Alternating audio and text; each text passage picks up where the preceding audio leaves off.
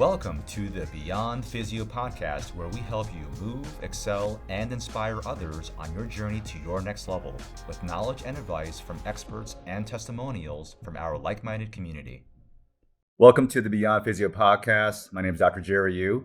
Today I have a very special guest, and as I always say, every guest is special. We have Coach Amanda Robertson on our show today. Amanda, thank you so much for joining us. Hi, Jerry. It's great to be here. Oh my goodness. So there's so much to unpack here because, and the first thing I want to say is Amanda has basically tasted the dark side, and I'll let you decide what that is. But she went to Duke, then went to grad school for UNC, which I wonder how that went. And then she went back to Duke to work and stuff like that. So she's actually been involved in a lot of different things for both schools. But more importantly, she's also a very high level, or was a very high level Division I volleyball player for Duke. Yes. Excellent. So Amanda, tell us about your athletic journey from, how did you get discovered? What was that pathway through high school and through college? So early on, I never really specialized in one sport, didn't really know what volleyball was until about middle school. So played every sport, played basketball, soccer, softball. Started with softball as my sport that I thought I'd travel with. But then luckily middle school volleyball coach found me in an open gym one day and was like, hey, do you know what volleyball is? I think you should try this sport. So definitely tried it, absolutely loved it, switched up my path and started playing. I found a traveling volleyball club that I played with, and luckily they understood and knew the recruiting process because I absolutely did not. I was just playing a sport that I loved, and I got exposure playing at these tournaments, and there was college coaches there, and they kind of recruit at these tournaments, see the players, and luckily my club coaches knew the communication and the route to go because I was just there to have fun. That's really interesting, Amanda. And what makes that really interesting is that you went into this almost like nonchalantly, in a way, into the recruitment process. Yes. Whereas other families and athletes are making it their life goal to head this route towards college volleyball. You were just like, I'm just going to play this game because I love it, going to be a part of my team. And do you think that was actually different from some of the athletes that you worked with or you played with? Yes, absolutely. I think I didn't understand the recruiting process. My parents didn't. So there wasn't this huge pressure of you have to play the sport to get a scholarship to do all this. I literally was just playing, and all these other people, I saw them, they were making these videos, sending out all this stuff, contacting coaches. Meanwhile, I'm just sitting back like, should I be doing all this stuff? Like, I'm just having a good time. I'm just enjoying, I'm competing. I like to win. I like to be good at this sport. Yeah. So it was interesting perspective. And like I said, thank God I had club coaches that knew what to do because I was there. I was there having fun with a sport that I love. Wow. So what position did you play or what positions did you play? So originally I played middle position, middle blocker all through high school and club. And I got recruited as a middle, but when I got to Duke, it was funny. So my freshman year, there was a right side senior. And so they wanted me to play right side, but they wanted her to play front row, and they wanted me to play all the way around because I had pretty good defense for a tall girl, which is rare. Yeah, it is rare, actually. So I actually played DS my freshman year. Did you really? I did. Oh my God. I subbed into the back row, which everyone watching is probably like, why is a 6'3" girl subbing into the back row for a 6-foot girl? What's happening? But now you can't tell on the podcast because we're sitting, but me at a measly 5'7", standing next to Amanda at 6'3" is quite humbling. So I'm glad we're sitting down. Yes, exactly. Cool. So it's fun. Well, actually, my daughters played libero. Okay. From my own experience as being a volleyball dad, you didn't see tall kids back there. No. So it must have been very interesting for the parents to see that. It was. And it was fun because I felt like I was a little bit special because I'm like, I'm 6'3", but I still get to play defense. You can still hang on the defense. I still know what I'm doing. Yeah. So that was really fun. That's so cool. So along the athletic journey, you had also faced a number of hurdles along the way. Can you talk about that for our listeners? Yes. So in high school, I had my first kind of big injury. So I knew I kind of had an overuse probably, but I went and got an MRI. My right shoulder was killing me, and I had a torn labrum in my right shoulder. And I met with the orthopedic surgeon. They immediately wanted to do surgery, which absolutely terrified me. And I just didn't feel like a good idea because I was still young. I wanted to play in college. Recovery and the shoulder surgery is rough. Very rough. So I luckily found a physical therapist that worked with me, strengthened my shoulder, strengthened that area, and knock on wood, I have not had an issue with my shoulder since. So that's great. And going through college, I had little minor injuries here and there, just like everyone does. But the other major injury was my left hip. Midway through my senior year, I tore my labrum in that. Oh, So that must have been tragic. yeah, so I had the MRI, and I was too far where I couldn't redshirt. So it was pretty much like, do you want to sit out your senior year, or do you just want to play through the pain?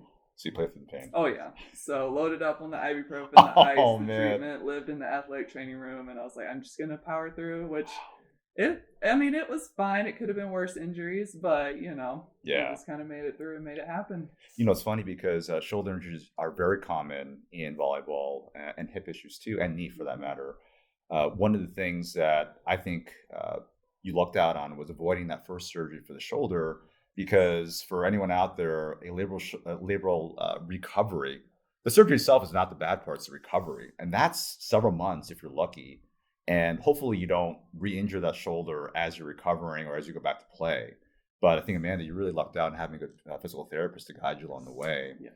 Did you find that having the right physical therapist was somebody who understood your athletic demands and was able to cater the program towards that route? Yes, definitely. It was somebody that knew I needed to get back to that level and knew that I wasn't just trying to maintain the pain. I needed to strengthen it to prevent future injury, prevent future pain. Mm-hmm. So I think that was important to find somebody that understood my long-term goal for sure. For sure, yeah.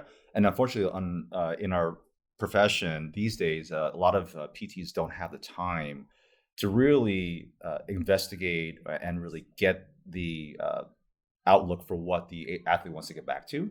And so a lot of the athletes are stuck with these very cookie cutter programs and an unindividual, if there's such a word, approach to getting them back to recovery. And they'll get them back to where they're 80%. Right. And that's where it stops. But it sounds like you found someone who could take you the full 9 yards, which is really important. Definitely. Yeah. It's more, instead of just band-aiding the issue, let's actually address it and improve it for the long run. That's awesome. Now going into that hip, what's the other thing that's fortunate for Amanda was, in my experience, a lot of the post-operative hip labral repairs don't end up doing well. And I would say, even for me, from my experience over 20 years, it's about 50-50. And thankfully, you are in the other 50 where you actually had a very successful recovery and were actually able to return back to volleyball full play. Yes. Yeah, so I was extremely fortunate, and I had a great doctor at Duke Orthopedics, Dr. Mather. Oh. And I think he was fairly new when he did. My surgery was back in 2012. So I remember this wasn't as a common issue that I feel like I've seen. It's more common now, or more prevalent. Yeah, for sure. So it was early on, and I hesitated on surgery, wasn't really sure, but it was just constant pain. So I knew if I wanted to stay active and just wanted to avoid pain, I had to do it. Oh. So I tried to put it off as long as possible, and I waited until the fall after I graduated. But that surgery recovery was brutal. That was not a good time. Definitely not. Yeah, it took a while. It was just a lot of physical therapy, a lot of patience, because I'm not a good patient. I don't know how to rest. So that took a lot to just be forced to just take it easy and let my body do what it needed to do. Wow, that's amazing. And so during that time as an athlete, Amanda, let's go back there for a second. How did you find strength and conditioning, as far as what benefit did it have for you and your teammates through your athletic season? I think that is a huge part of just improving your performance. And it's funny because in college, I hated it. I hated the gym. I hated waking up early to work out. We had a strength coach that called me Captain Enthusiasm as a joke. Oh, no. Which is funny because you see me now at 5 a.m. every day, full of energy. So I've definitely done a 180 on that aspect of my life. But at the time, I knew I needed to do it to be good at my sport. For sure. So I was put in the work, strengthen your muscles, your joints, so you have the endurance, so you have the strength, and just it helps you play your best at that high level. I mean, it makes sense. If you see two high-performing teams, it's the team that can last the longest through tournaments, for sure. Yeah. We saw a dramatic difference in the club volleyball teams that we actually did conditioning for too at the high school level, where the kids were lasting through these tournaments at a much with much greater capacity to play hard Oh, yeah. than they had prior to when they didn't do any conditioning. Right. So I definitely echo what you want to say, what you said there about Yeah. how important it is for every athlete to make sure that they are getting the right strength conditioning in their program. They are getting also adequate recovery if possible. Yes. Did you also find that nutrition was a big part of your athletic success? It should have been. I think I would have done much better if I paid more attention to that, because we had resources, but in college, in your 20s, you can eat whatever, you can do whatever, and like it doesn't affect you quite as much. No.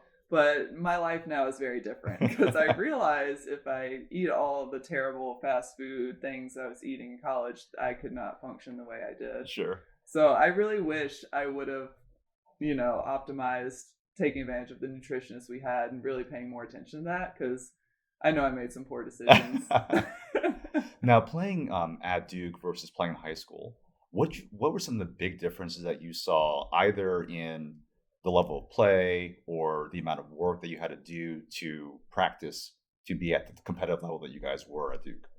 I think definitely the strength and conditioning side of it was much more, because the practices are similar in the intensity, because in club, like it's mostly in high school club, it's a lot of just the practice hours, the repetitions, getting better at the skills. And we did plyos in high school, which I absolutely love. We had a guy that we called Plyo Man, I love that which name. he is amazing, and he can just jump so high. And Oh, so wow. everyone's goal was like, I want to be like Plyo Man. So he took us through all that. We didn't do a tremendous amount of weight training in high school, but we did a lot of the plyometric work, the quick movements, the power. For sure. So I think that translated well. But when you get into college and you add that strength training, it adds a whole nother dimension to your play, because you get stronger, you can last longer, and you just play so much harder, I feel like. Right. What were some of the key exercises that you actually liked, or that you found to be, this is why I think I could block better, I could play defense better, whatever it was? I think we had a training thing called the Vertimax. Oh, yeah. Yeah, have you seen? Okay, yeah, where you have the like belt with the ropes where you jump and do all that. So I think Vertimax that was a fun training tool that we used for like getting your vertical to increase. Yeah. And overall, just a lot of core work. I think core work is so essential. And when people say core, they think just abs, but like the whole core around, because I think I had a lot of lower back issues because I didn't really strengthen my core the way I should. So focusing a lot on that, and then just a lot of the lower body stuff, like a lot of squats and a lot of just going heavier for all that, because you use your legs so much. So much volleyball. Yeah. It's funny you mentioned that, because what we have found among female athletes still, even though it's been disproven many, many times, is this fear of like, well, I don't want to get bulky. Yes. I don't want to have these tree trunk legs. I don't want to, have, these big muscles. I just want to be lean and petite. But still, it's harder for women to put on that kind of muscle without a very significant, a very specific regimen to put that kind of muscle on, which includes a lot of nutritional changes. But was that something that you were afraid of back then? 1,000%. You was? I was that idiot that was like, oh, I don't want to lift too heavy because I don't want to look like a bodybuilder. And it's just like, that's not going to happen. It's not going to happen. Because I'm working so hard now to try and put on muscle, and I'm like, it's not happening. So I definitely had that misconception, and because I think it's so deeply ingrained in women that they're like, "Ooh, don't go too heavy because you're gonna get bulky." Yeah. But that's like saying, "Don't drive a car because you might accidentally become a NASCAR driver." That's right. That doesn't work like that. It doesn't. At all. Yeah, there's no correlation. Yeah, so that drives me crazy when I hear it now, because I understand it, and I'm like, no, if you want to look toned, you have to have muscle. Yes. That's what tone is. Absolutely. So, strength training is your friend for all the women out there. Yes, it is your friend, Yes. no matter how old or young you are. Exactly. You also touched on another misconception, which was the core muscles. And even now, people still think that the six-pack is your core. And that's one part of it. But technically speaking, you could probably take out the six-pack area and still have a very strong core with the other muscles, your obliques, for example, your transverse abdominis. So I'm glad you touched on that, because we do have to de-educate people, or actually we have to shift how they think about this, because they always think, oh, I got to work on my six-pack. No, that's not at all what we're looking to do in rehab at all. Yeah, so that's a huge thing. It's like, I got to do all the sit-ups I can do. And I'm like, And the thing is, core is used in so many normal exercises. Yeah. Like in squats, you're using your core. Like core is incorporated in so many stabilization exercises where people are like, oh, I didn't do my crunches, so I'm not going to have abs. Like, no, there's so many things you can do to incorporate core. Now, you know what's really cool is hearing this from somebody who's not a rehab professional say this. Yeah. Because I feel like this is my spiel every day. I was like, oh my God, you just, and I hope you're listening to this knowing that people out there like Amanda do understand that the core is more than just doing the six pack. Exactly. That's cool. And so, Amanda, it's funny, we were talking about your life as a D1 athlete, and you basically made your whole youth and life career through 20s or early 20s to get to this level. Yep. Now, from my experience talking with post-college athletes, you can either go one way or the other. You can actually, from that point, sort of go this route where you're very sedentary, you just let it all go, so to speak. You go the other way, and you talk about your glory days, and that's about it. But then we have people like you, Amanda, where you've taken the other route, where you've actually taken fitness more seriously. You actually are making this a lifelong part of your everyday being. Can you talk about what made you go that route and not the other? So it's an interesting point because I think when you're a senior in college and you're playing your sport, before you graduate, they should really have a talk with you about just finding your identity after you graduate. Because I think when you've played the sport, that's been your purpose for so long, and you're done, you're not going pro with it. It's just like, oh my God, what do I do? Like, if you have a sense of like loss. And so once I had to have that surgery, I actually was that person that did that drop. You did? Yes. So my fitness plummeted. Like I was eating like I was still in college, but I wasn't not training, and I was recovering from surgery, and that was probably the lowest fitness point I've ever hit, and that was a terrible reality check. And so luckily, I give credit to one of my best friends. She drug me out of that hole. It was about a year after my surgery, and she calls me up, and we played together in high school club, and then she played at NC State. Oh, and yeah. I played at Duke, so we played against each other, and we still kept in contact. So she called me up and was like, hey, there's this 4-on-4 co-ed tournament. How do you feel about playing? I know you haven't played in a while and you're out of surgery, but I would love to have you. So I went back and forth for a while. I was like, should I do it? I'm a little scared after surgery, but I think. And then I played in that tournament, and I'm pretty sure we won. And I absolutely loved it. And I was like, well, there's the that winning passion helped. again. Yes, for sure. Yeah, I was like, oh yeah, I miss this feeling. I miss doing all this. That's awesome. But the next day, I did not miss how sore I felt. Oh, I'm sure. I was so unbelievably out of shape.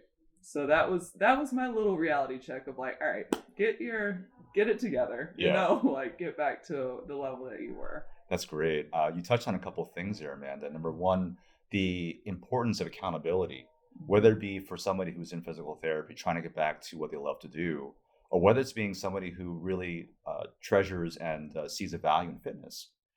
Being a part of a group, having someone else that you work out with, really key on helping you stay on that path towards living an active lifestyle.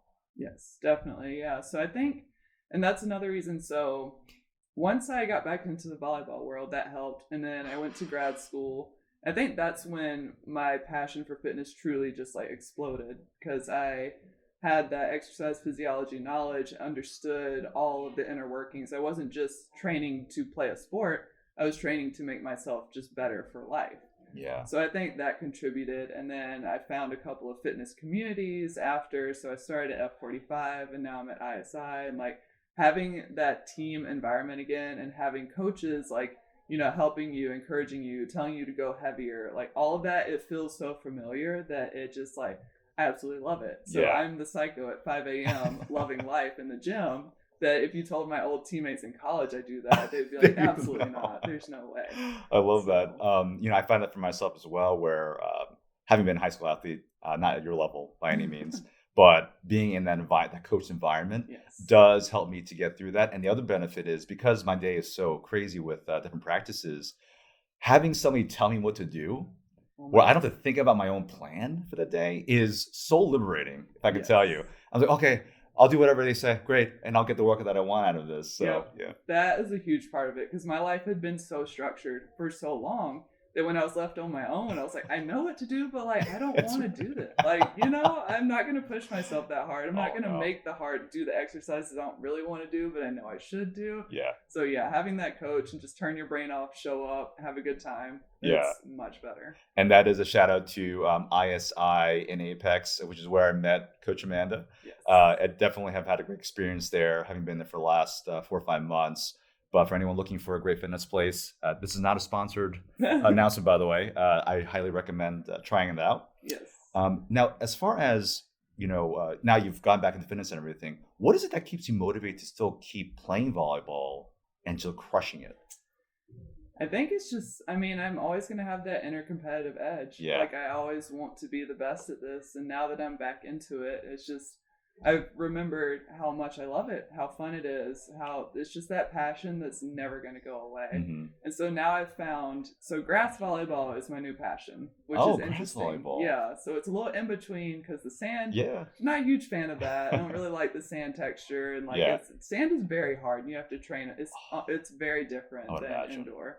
But grass is that little in between where it's not indoor, you get to be outside, and it's the grass volleyball family that you get to meet with. Is such a fun community. Is it really? Yeah, these tournaments, like, music is blasting, everybody knows everyone, and it's all just like a fun family, like, community environment. Mm-hmm. And the tournaments, they're all majority former college athletes. So it's extremely competitive. You're going to get a good workout in, you're going to have a lot of fun, and so that's my new passion for sure. So then someone like me come off the street probably wouldn't do well in this kind of... not in the open divisions, but there's a couple of other ones that you can have fun with. Yeah. The old person's division, I get it. It's so good. It's awesome. Now, getting back to youth sports, do you find that, because I've had this conversation with other coaches in other sports, soccer, swimming, and other high school sports, but even ice hockey, the one thing that we have seen in youth sports is this focus on specialization.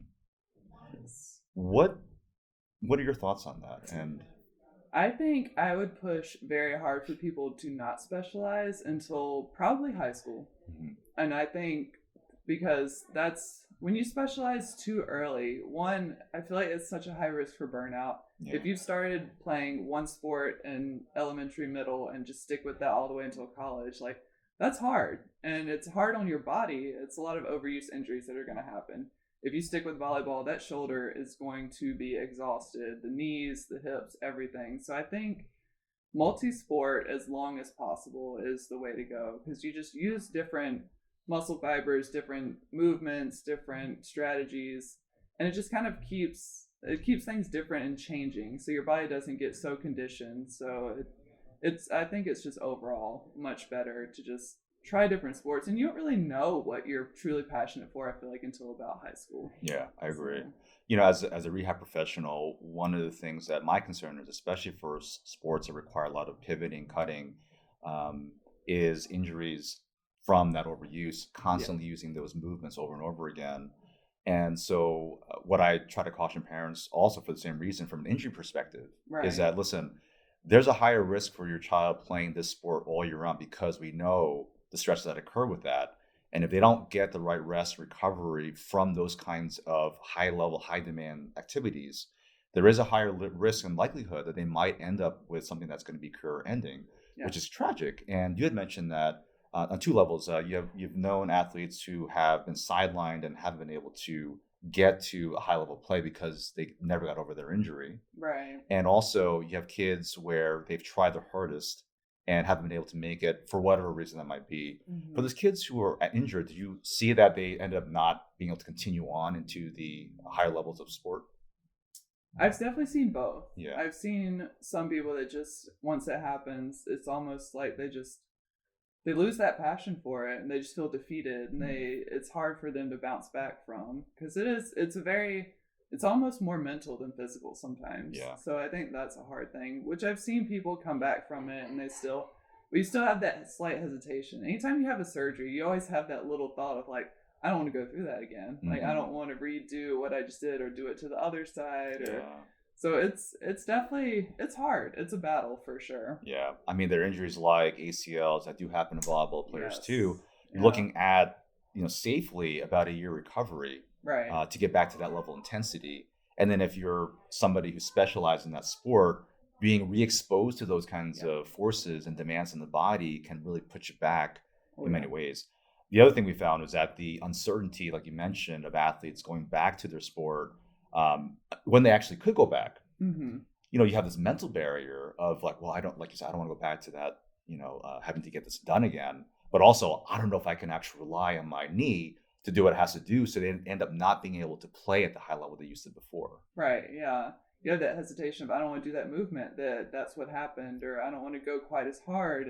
It's definitely, yeah. I could absolutely see that being a lot of hesitation for many players. Yeah. And I think for us, what we specialize in at Next Level is getting people to get past that level of uncertainty. And the way we do that is we actually just test capacity. So Yeah.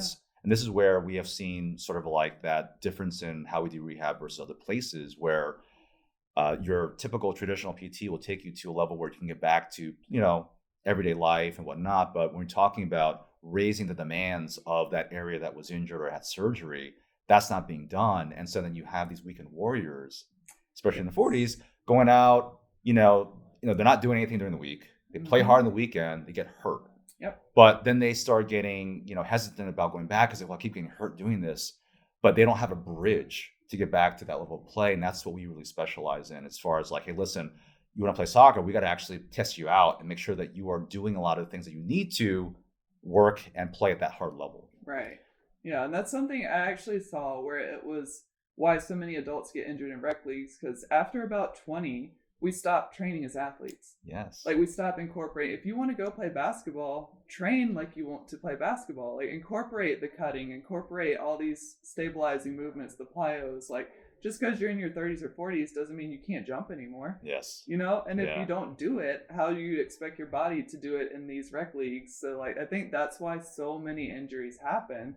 And that's why I'm so adamant on just never stopping. Yes. Like if I just keep doing this stuff, which I don't have to go to the intensity that I have before, but just keep doing these movements, keep training my body, and just keep the joints and the muscles stable, and hopefully I can play volleyball well into my 40s, 50s. For sure. And I find that, in there are two areas of this where if you are playing something that's very intense or doing an intense activity, the longer the warm-up should be.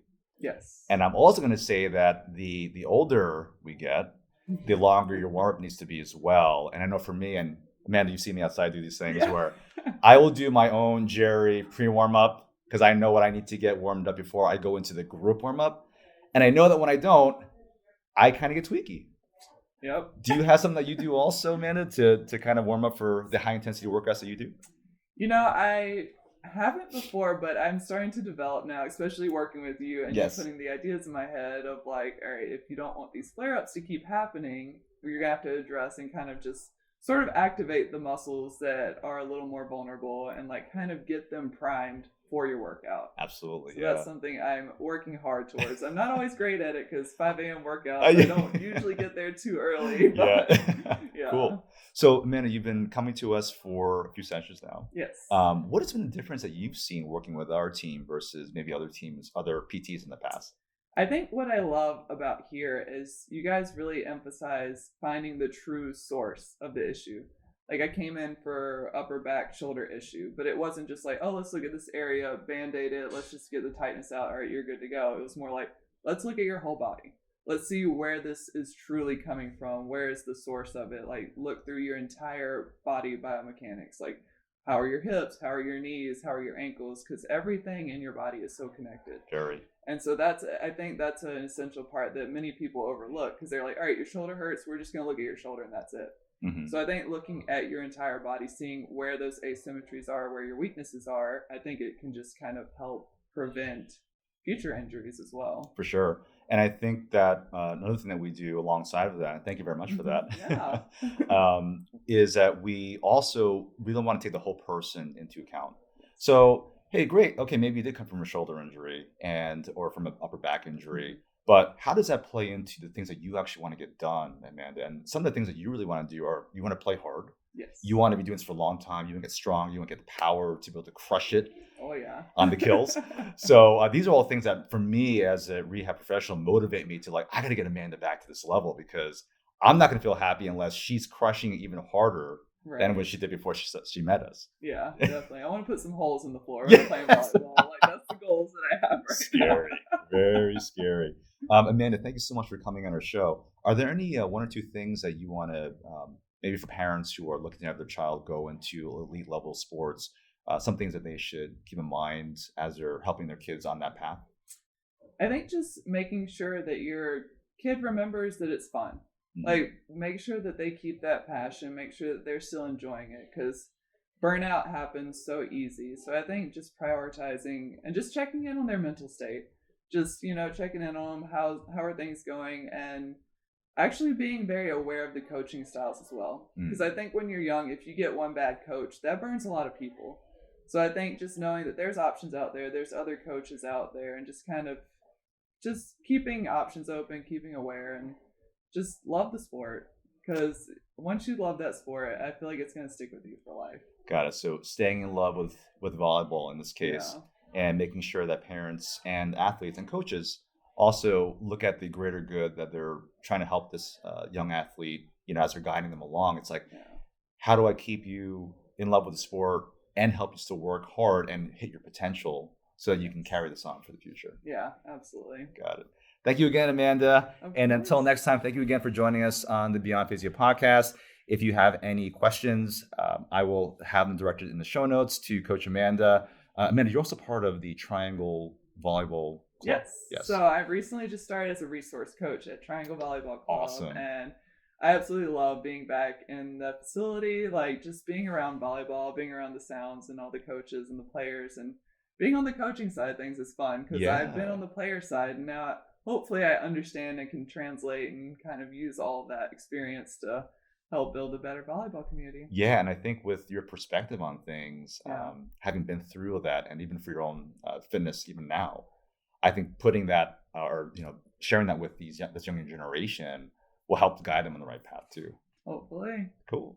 Thank you again. Thank you.